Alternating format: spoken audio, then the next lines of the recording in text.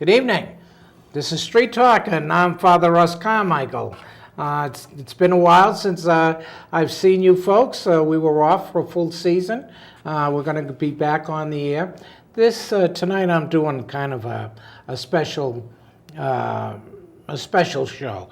It's on independent living skills training and the acquired brain injury issue that we dealt with throughout 2013. And I have with me tonight my good friend Dominic, who appreciate that so good to be back again, that Father. you're here, that you've been back with us. We're going to talk about the legislation that we worked on a full year, a very, very difficult year. But for those who don't know, I do want to talk about part of this involved the living skills trainers and stuff like that. It was essential. We didn't want to lose advocates and personnel that work with acquired brain injury people. And a lot of people may not know what that is, so I just want to I'm going to read this to you. Since the passage of the American Disabilities Act, many doors have been opened, independent for persons with disabilities, to live independently with full community access. And this is a great thing for those who would otherwise live in nursing homes or in hospitals. Independent living is based on a philosophy that a person with a disability should be in control of the services that allow him or her to live independently. Sometimes the consumers need assistance to learn and or prove independently living to achieve their greater independence. And that's the kind of stuff that we do. That's the kind of stuff that I've been involved with now for, 35 years. Actually, since the beginning of the Disability Act, I started working with the Disability Act, actually 70s, late 70s. And then in Arizona, under Governor Symington, I was involved with the human rights with concerns doing that, and with Auntie Gail for years and years, and the Tech Act, which brought technical devices to those people who were independently living with computers in rural areas. So my history goes back a long time, and most people are not aware of that because, and that's due to family. Okay, Auntie Gail was acquired brain injury, and not my own. My oldest son is in the Veterans Hospital in Louisiana with brain injury. He's an Air Force vet that has acquired brain injury, so that's how my personal involvement was with this. And yours, I'm going to get right into you, Dominic. Okay, your involvement with this comes from a pretty long history yourself. Actually, I've been involved in the field for probably well over 25 years. Starting back even in my teenage years, I did substance abuse, volunteer work in rehab units, and then I did a long stint working with mental health population, where from everything from a frontline counselor to a manager of staff to a program manager and program director, advocacy with the brain injury. I worked for the Brain Injury Association in Connecticut, and then I ran programs for Goodwill of Western Connecticut. I came in and started some Department of Mental Health Addiction Services programs that were also TBI to help get people back in the community who had been hospitalized for long periods of time and who wouldn't otherwise qualify for the Brain Injury Waiver program. Because they required too many services at the time. So some of them required, 2 people working with them at once, which was at the time, or their age. They were a little bit more on the elderly side, and so they didn't they weren't able to go on the ABI waiver. So we started up programs for them, and then I became their director of rehabilitative services. So that was everything ABIN. I want one of the things I want my audience to understand, because it is of great benefit to the taxpayer, the waiver program. We throw it around, okay, because we're used to it. We talk about the waiver program and everything else like that. But essentially, a lot of people don't understand what that is and how financially good it is for everybody concerned. And maybe you can give a little synopsis. It's what I call it's win-win for everybody. Right. Because the person who has the brain injury gets to live in a community of their choice, and gets to have be around family or staff people that he or she wants. It ends up saving money in the long run with the whole population together, because some of the services are extremely high priced. Like if somebody was in a chronic disease hospital, that they needed that high level of services.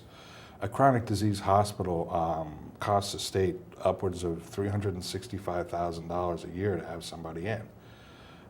Programs underneath the waiver are probably, anywhere from 40 to 50% of that, up to, probably about a maximum of about like 65, 70%.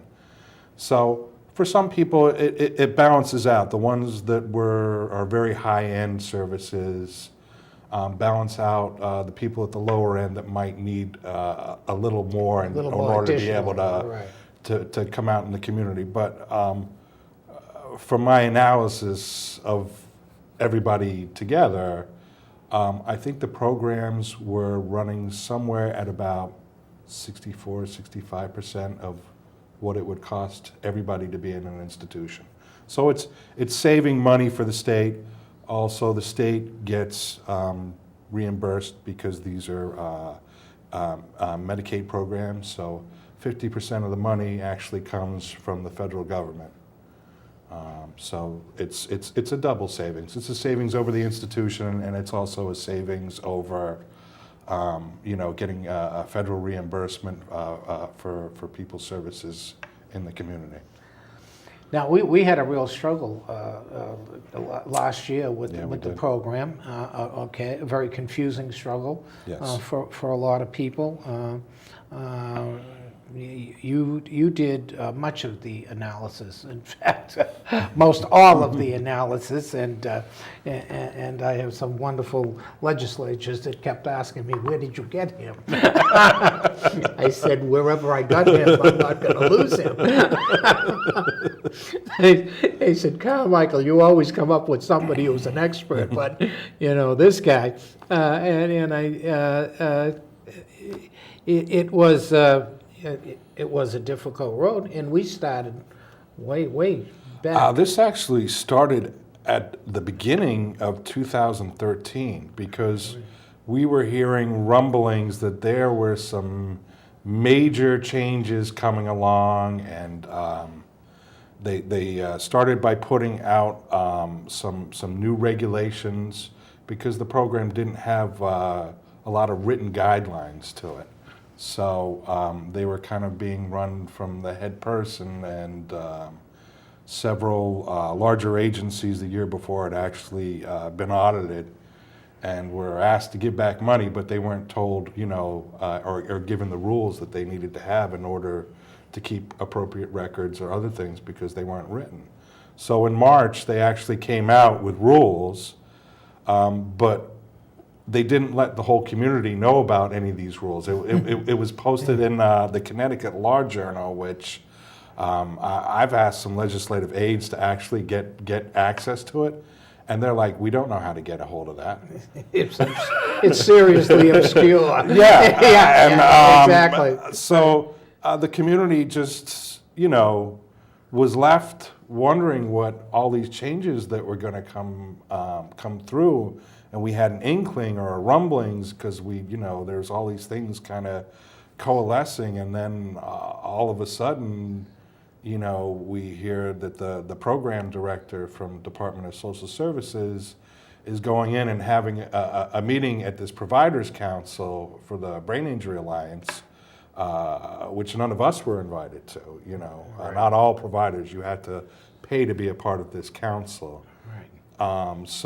And they were talking about eliminating some services, eliminating independent living skills training, reducing cognitive behavioral training programs, and really changing the model of the program from rehabilitative to what I call maintenance. And that's what they wanted to do. They wanted, instead of teaching people how to be able to do these things for themselves and eventually have them be able to do them for themselves, they wanted a program that strictly maintained people in the community. Which isn't, it's not independence, and it's not aligning itself with what the people of the program actually want themselves. That's what the beauty of this program is it uses person-centered planning. So, the program's designed, with the individual's, the Center. at the center. As I think the last time we were here, we talked We talked we talked about the flower. The petals are the services Right. that go around. The person at the center of the program. Right. And it aligns with what they want, and that's why it works. And a lot of people want to be able to do more for themselves. They want to, get back a piece of what they lost from having this, tragic event. Right. That all of a sudden their lives are changed. Exactly. So. Exactly.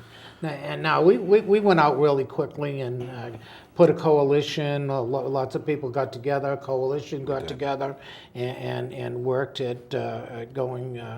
Our politicians all over the state and everything. My street talk people, you folks were wonderful. You're always wonderful. We've been working together for, this is our 11th year. With Street Talk, and our Street Talk folks are action folks, and they were all, they're all over New England because we deal with the justice issue, which we'll talk about that later, because we're going to tie you'll get you to get involved with the justice issue this coming year with us. But I really, obviously, one of the reasons for doing another show is to thank all you folks that were involved with us. Elaine Burns and your group, and Tariq, Dr. Tariq Aziz were fabulous. And Kathy Johnson. Kathy Johnson. I've had Kathy on. Yeah. I hope to have Kathy on again. So we had a lot of wonderful, for those, if I skip somebody, please forgive me, but we had a lot of wonderful people that work with us. I do want to say, because I really banged our governor a lot. He was really open. We really went after him real heavy, and I couldn't thank the Lieutenant Governor, Nancy Wyman. She was absolutely wonderful. This is her area of expertise. She deals with this for the governor's office. But they were just absolutely, and I went after them heavy, as people know, and I don't fool around, and I'm down and dirty. When I go after somebody who we believe is taking something from us.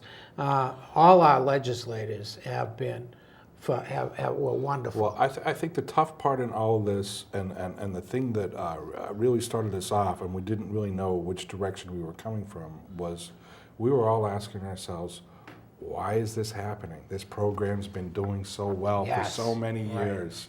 And we're going, why? What is the impetus for wanting to, make these huge changes? And we didn't know whether they were trying to set this program up so that they could hand it off to, a private insurance company. We didn't know if they was going over to a different state agency. I know you had the right track from the beginning. We tried, right. You talked about that, this was obviously a reaction to something going through the courts, which we found out about after the fact. Right.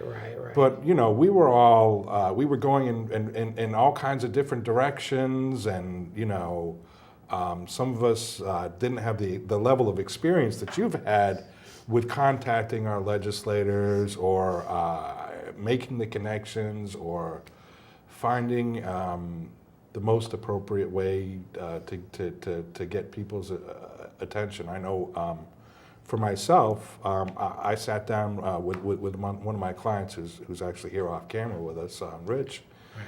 And we wrote to our senator, Gail Schlossberg, right, who, fortunately for us, was monumental in helping us. Yeah, well, she was the co-chair of the Human Services Committee. That's exactly right. Yeah. And so, after we were kind of going in different directions, she actually, agreed to have a meeting. But before that, I'm jumping ahead of myself. Yeah. We had the big forum in September. Right. Where we had everybody who was up. We filled the state. Yeah, we filled the state house.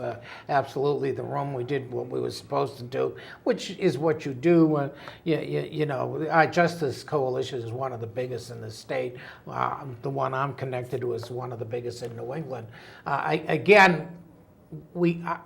got off track because I sensed it was legal.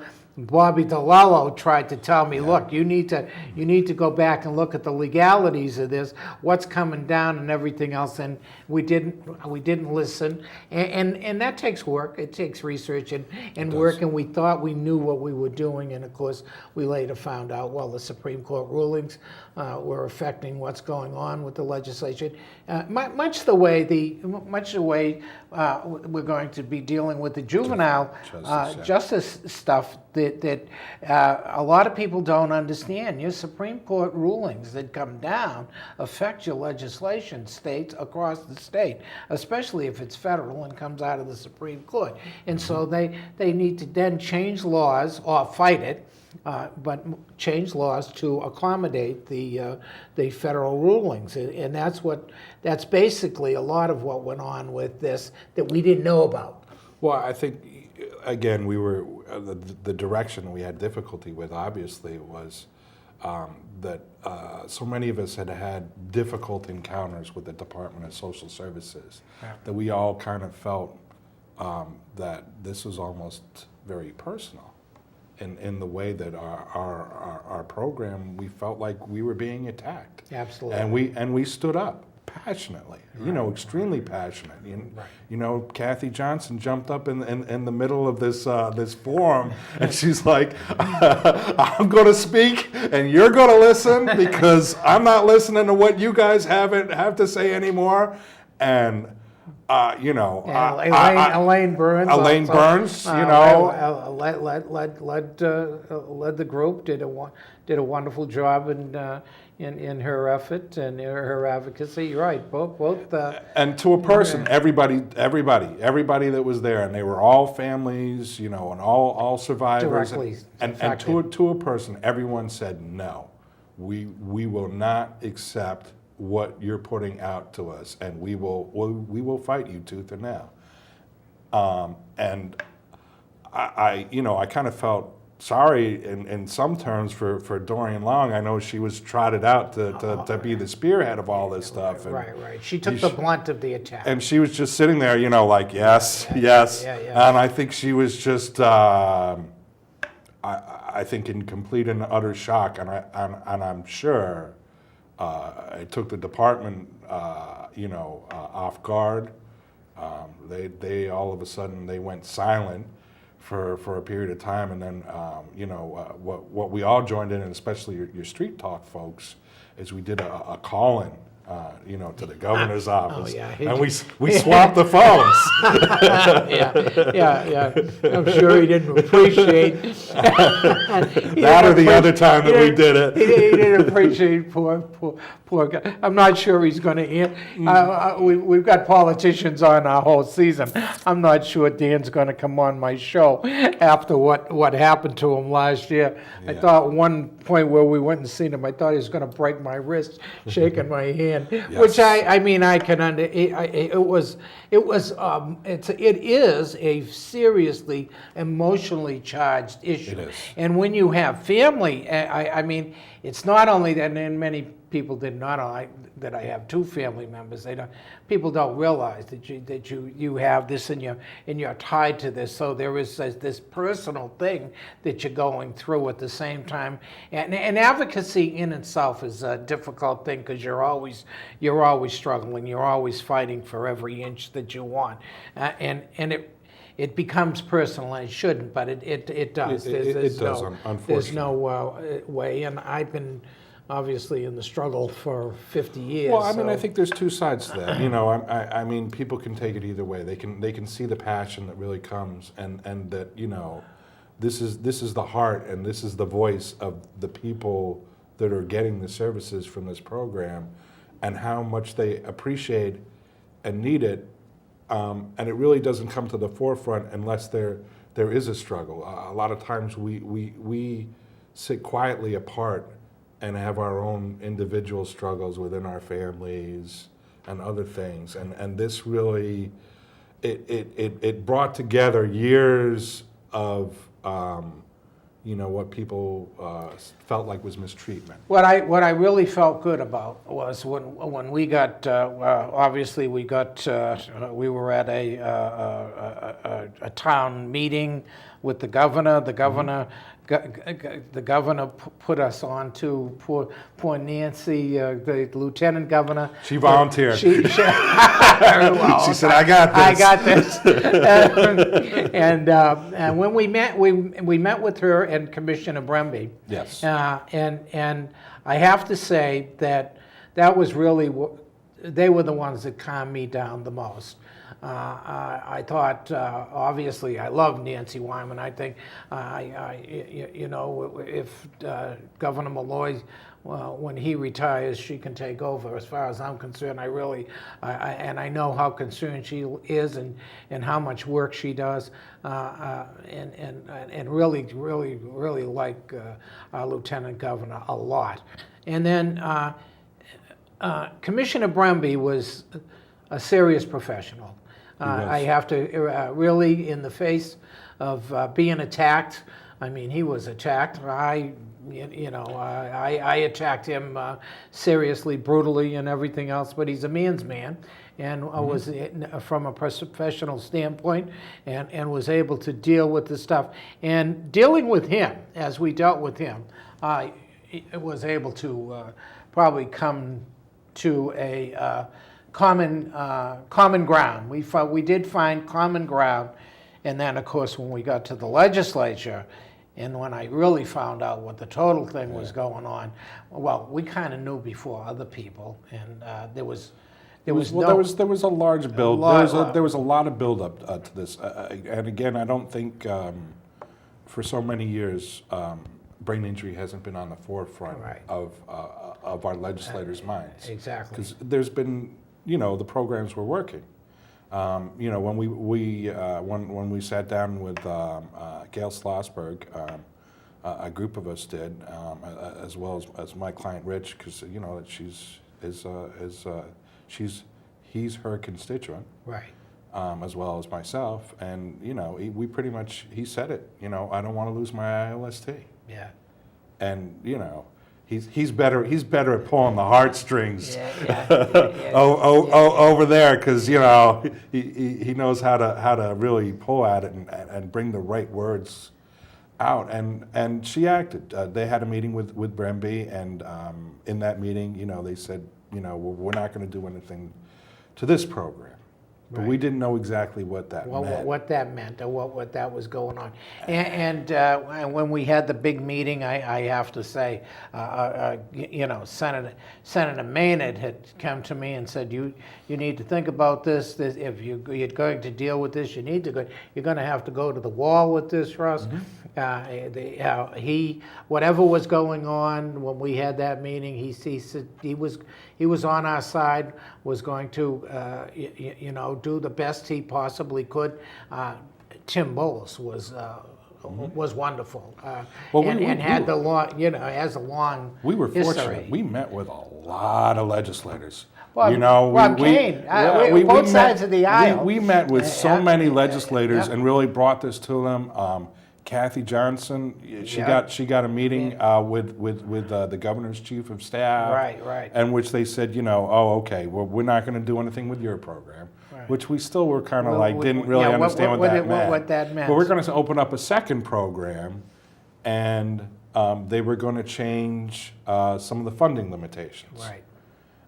And what they were told by the undersecretary of what's the name of them? OPM, Office of Policy Management, was that this was coming down as a result of the Affordable Care Act. And so I did some digging after hearing that, and I actually downloaded their technical manual and read through everything having to do with that, and I was like, no. That's not the wrong agency. That's not the way that works. I know it. We were on the wrong rails. We brought that back to the governor's office, and they basically, they were like, well, I mean, you're not going to publicize this. And we had to bring it to people's attention. Unfortunately, this is what you have to do sometimes when you're in this, is if you uncover what the reality of it is, you need to put it out there. And that's when we went on our campaign of meeting with, Senator Coleman, Representative McGee, Representative Morris, Senator Bob Duff, Tim. Yeah. And Tim Bowles, Andy Maynard. God, I lose track of how many people that we're gonna miss some names here I know on the we show are. because it was a monumental movement. A lot of people working on it. Obviously, a lot of people. Kathy Ostin. Yes. And Kathy agreed to. She was wonderful. She set up a forum for us. Right. Exactly. So right. we had our second time at the big house, right? Yeah. The State House, and they didn't realize how many people we were going to have there. We packed it again and had to open up another room. Yeah. Yep. And this is right before the legislative session, and we were fortunate that they put out a version of what they were planning to put out in the waiver too, so we were able to analyze it and take a look at what was going on within it before we had this forum. And we brought a lot of attention. We really did. Mm-hmm. I mean, a huge amount of attention to this issue and awareness of people and who we were. And I know for myself, I would try to think every day, what can I do? I mean, I got on the radio with Governor Malloy, trying to call in at certain points. Yep. And we went to many of the town meeting. We did. We had people in each area of the state where he met and everything. We had our folks out there talking to him about the issue, and that's what has to happen. It's key, and just because we where it is now, it is one of the keys to any kind of issue. You have to keep it out there. You have to do the work that publicizes it. You can't go hide in a cave and say it's over, because it is never over. The American Disability Disabilities Act, I've been involved in that act since 1979. It has never been, it's one thing after another, after another, after another. Now, of course, I was usually involved with the judicial side, okay, from the lawsuit perspective, not necessarily on the legislative side, although I was in Arizona because I was human rights appointed by Governor Symington. Yeah, everybody wonders, how could this criminal be appointed to all these things? It was my expertise.